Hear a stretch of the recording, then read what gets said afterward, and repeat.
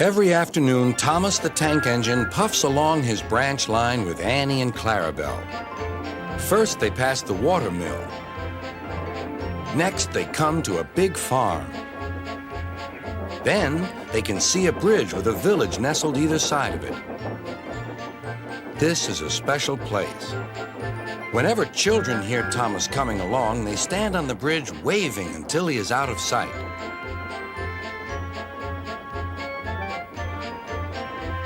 One day, Thomas was running late. He had stopped at the signal before the bridge to talk to some new children. Percy the green engine was waiting too. "Hurry up, Thomas," called Percy when the signal dropped. "If you're late, Sir Topham Hatt may get a new engine to replace you." He would never do that, thought Thomas, but he was worried. Next day, Thomas hurried along the line. Just ahead was the goods yard. There, on the platform, was an inspector waving a red flag. Next, Thomas saw some children. They were waving too. Something must be wrong, thought Thomas. This station is for goods, not passengers. "Help, Thomas, help! We're glad to see you," called the children. "Please, will you take us home?" The station master explained to Thomas's driver that the school bus had broken down, and all the parents would be worried if the children were late. Thomas waited as the children walked down from the bridge.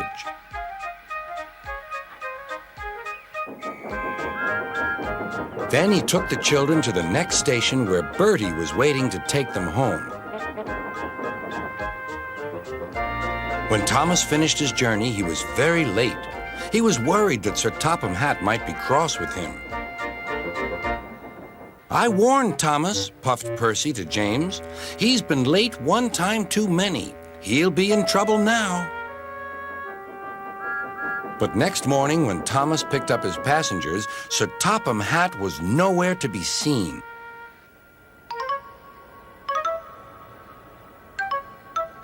"Thank goodness," sighed Thomas.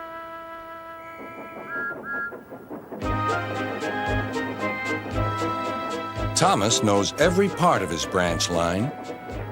Just ahead was a stretch where the hot sun had bent the rails on the track.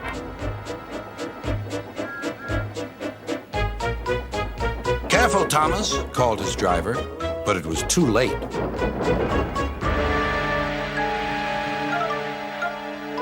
"That's done it," said his driver. "We shan't get any further today." "But what about my passengers?" asked Thomas. "Don't worry, they'll be looked after," replied his driver. While workmen repaired the line, Thomas had to shunt freight cars in the yard. Bertie came to see him. "I understand you need my help again." "Yes, Bertie," replied Thomas sadly.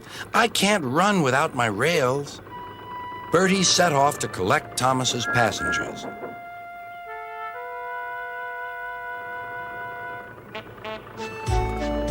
"Hello, Bertie," they said.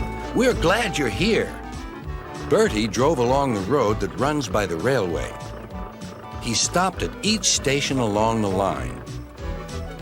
Sometimes he stopped between stations to let people off closer to their homes. Thomas felt miserable. "I've lost my passengers to Bertie. They'll like him better than me." Sir Topham Hatt arrived. "Your branch line is repaired. I'm going to change your timetable so that you and Bertie can work together more." When Thomas reached the station, there, to his relief, were all his passengers. "Bertie is a good bus, but we missed our train rides with you," they said. Later, Thomas spoke to Bertie. "Thank you for looking after my passengers." "That's all right, Thomas. I like to make new friends, but I'm glad to share them with you." "You're a good friend indeed," replied Thomas, "and always will be."